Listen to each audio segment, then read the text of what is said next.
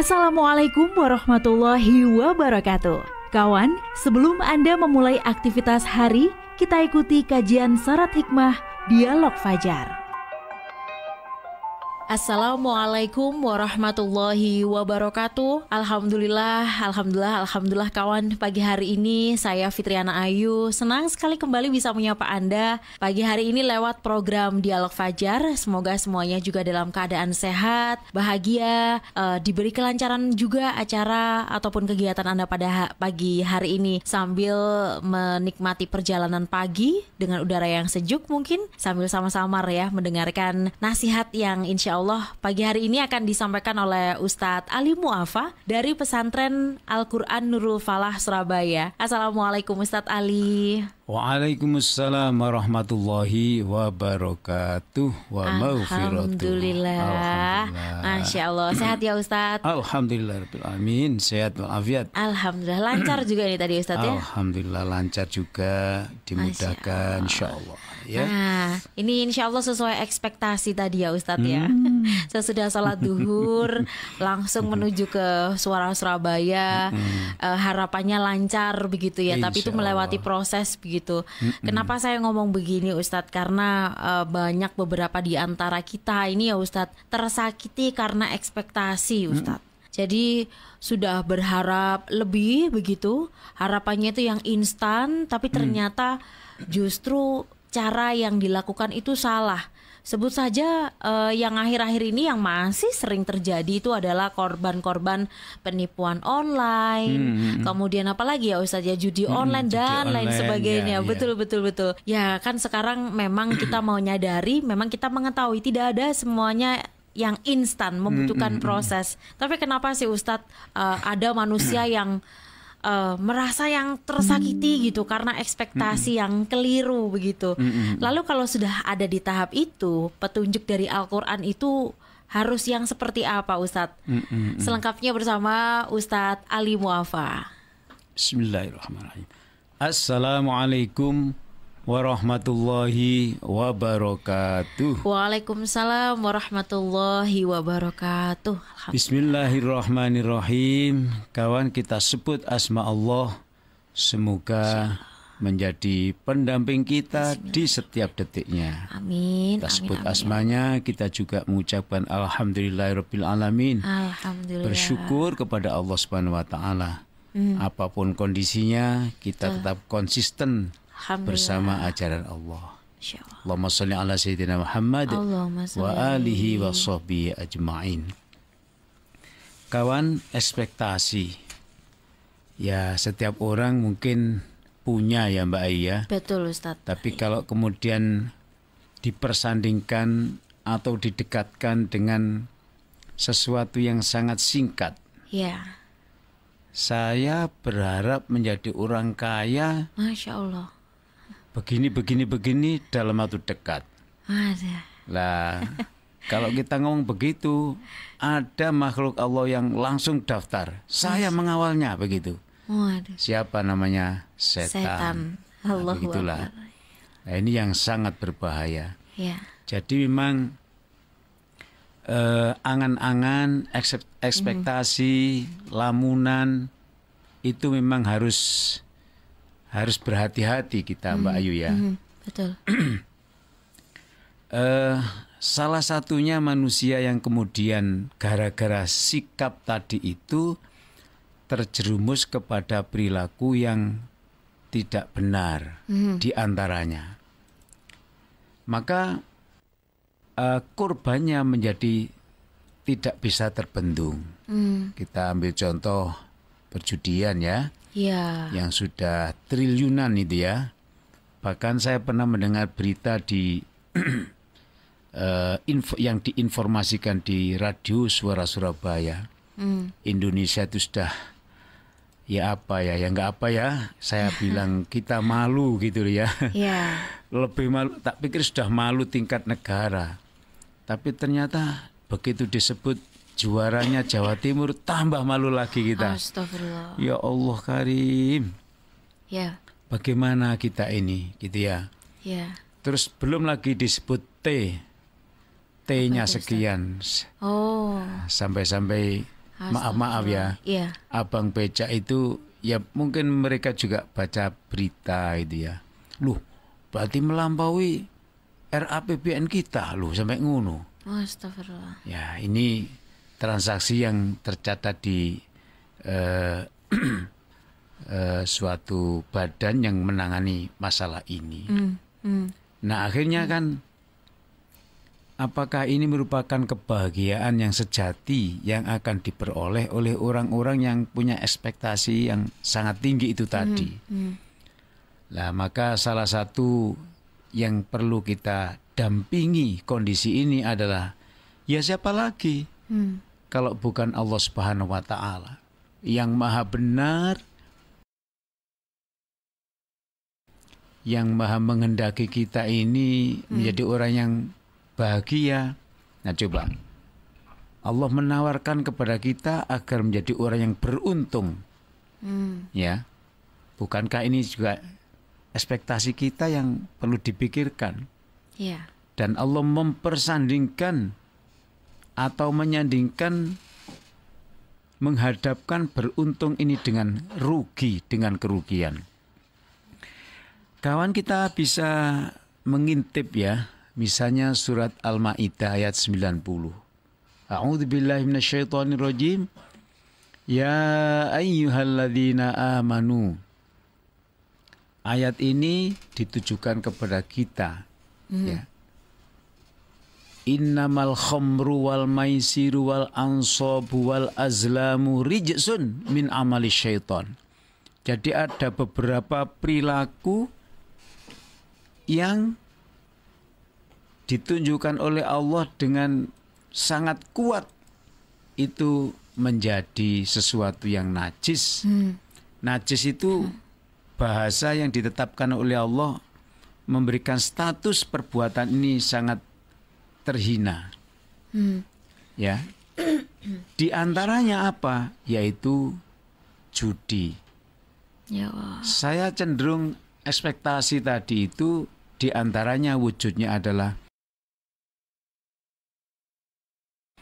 orang yang menggambarkan dirinya bisa menjadi orang kaya dalam waktu detik. Maka yang ditemukan adalah gambarannya adalah permainan judi. Judi itu pasti ada sesuatu yang menawarkan kepada orang, kau mau uang berapa? Wah, betul. Iming-iming, Ustaz. Iya. Kalau kita Mbak Ayu bilang 1 miliar.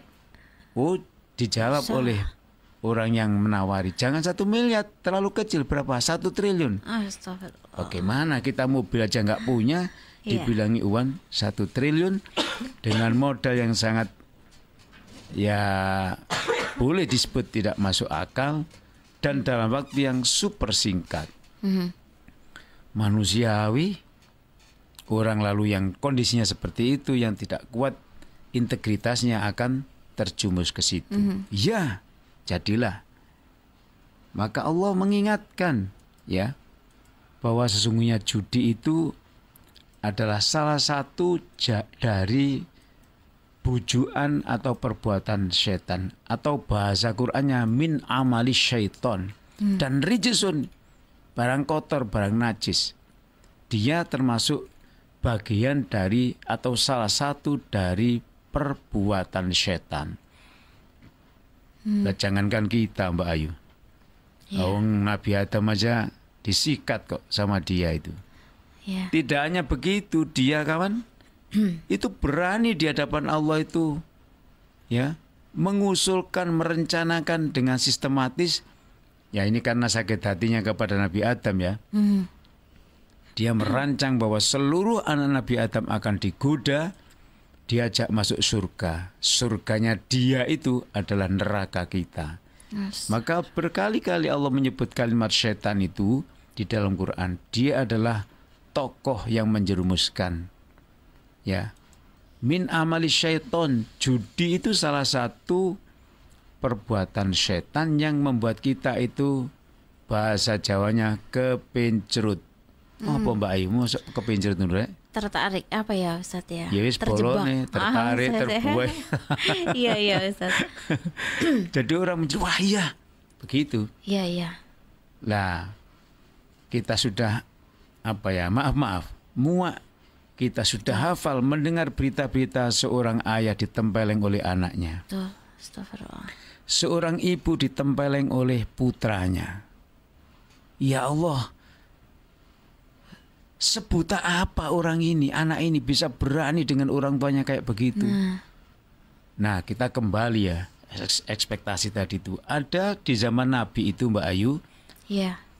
Ada seorang sahabat yang bahasa Jawanya wis jadi orang miskin wis gak kuat. Gitu ya. Iya. Dia tahu, dia ahli ibadah. Jamaah wis gampangnya belum adzan sudah duduk di masjid itu. Saking aktifnya, tapi bahasa saya wis gak kuat tadi wong miskin gitu ya. Tentu dia paham bahwa Nabi itu kekasih Allah yang mudah doanya diterima. Usullah kepada Nabi, ya Nabi, saya tidak mampu lagi hidup seperti ini. Mohon bantuan doamu agar engkau doakan, kau usulkan pada Allah menjadi orang yang kaya raya. Masya Allah. Itu ceritanya kan. Ya. Kemudian Nabi nggak mau, besok datangi lagi. Seterusnya begitu, akhirnya Nabi mendengarkan sampai dirayu, kalau nanti saya sudah kaya, saya bahasa sekarang akan saya bangunkan masjid, pesantren, taufid segala macam.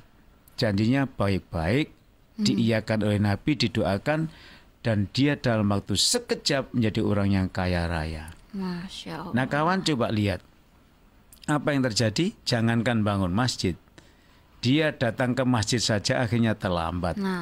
Akhirnya jamaahnya terlambat, akhirnya sholatnya kadang nggak jamaah. Terakhir akhirnya dia tidak sholat. Astagfirullah. Nabi berdasar ilmunya, ditemukan ternyata dia itu pindah ya dari tempat yang ia tempati itu. Sebutlah kalau sekarang pindah ke hutan sana, karena ternaknya, kekayaannya tak sanggup lagi ditempatkan di sini. Akhirnya dia menyembah kekayaan, bukan menyembah Allah lagi. Saya bahasakan dengan bahasa saya, Nabi kayaknya kecewa dengan kejadian ini. Kekecewaan Nabi itu mendatangkan, ya bahasanya wong Jawa, bendune Allah. Masya Allah. Murkanya Allah datang, dan seketika juga seperti datangnya seketika dia kaya, maka seketika dia juga miskin, jatuh miskin tadi itu. Masya Allah. Tapi ini untung, ya untung, maksudnya dia segera kembali ke jalan yang benar. Apakah korban dari perjudian juga seperti itu? Mungkin juga. Tapi mungkin juga ada yang tidak pernah jera.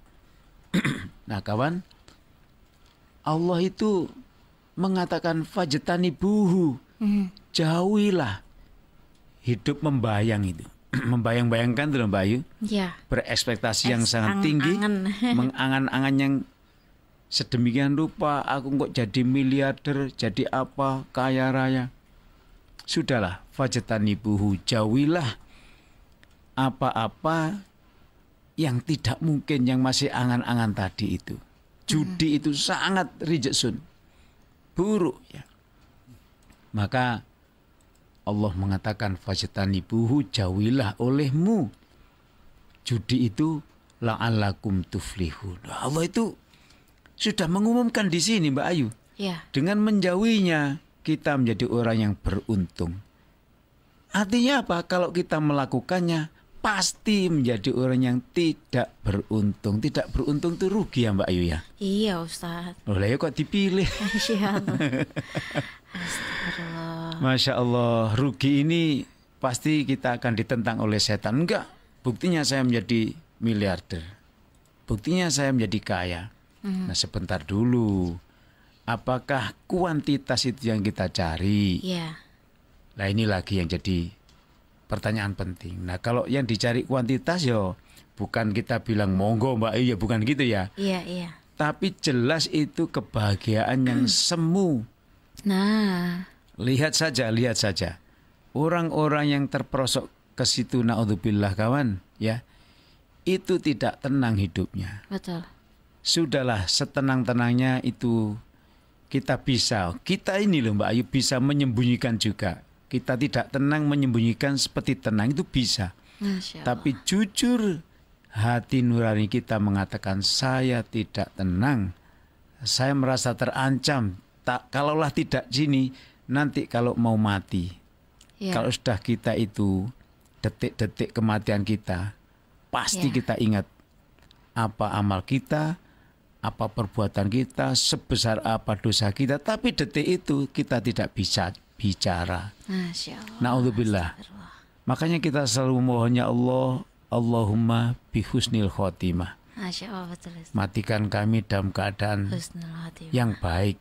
Di antaranya yang baik itu menyebut asma Allah. Ya.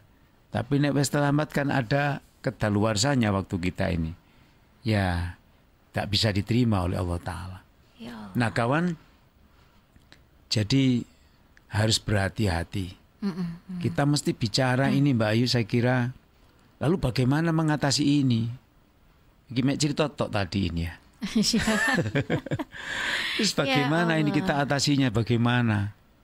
Wes jelas-jelas ini orang-orang atau manusia yang sukanya memilih jalan itu tidak semakin kecil. Kalau kita lihat ini petugas di negeri kita ini menutup konten itu pun rasanya kok kayak impossible gitu loh, kayak kemampuannya itu loh. Betul. Tapi nanti kita sambung lagi Mbak Ayu, mudah-mudahan pembukaan ini mampu menghadirkan rahmatnya Allah. Amin ya Allah. Dan kita semuanya ini diberikan kesadaran yang setinggi-tingginya. Amin. Mumpung masih punya usia. Amin ya gitu ya. Alamin. Saya kira begitu. Mudah-mudahan manfaat. Amin ya rabbal alamin. Amin ya rabbal alamin. Alhamdulillah. Semoga kita ini selalu yang realistis begitu ya Ustadz ya. Tidak pernah yang berandai-andai, semuanya dipasrahkan dan diserahkan pada Allah Subhanahu wa taala. Demikian dialog Fajar pagi hari ini. Saya Fitriana Ayu dan juga Ustadz Ali Mu'afa pamit. Wassalamualaikum warahmatullahi wabarakatuh. Waalaikumsalam warahmatullahi wabarakatuh.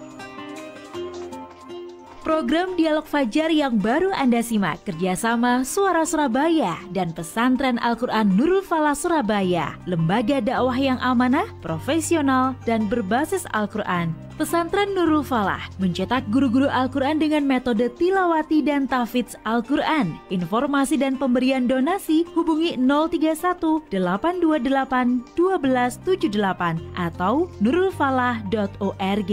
Wassalamualaikum warahmatullahi wabarakatuh.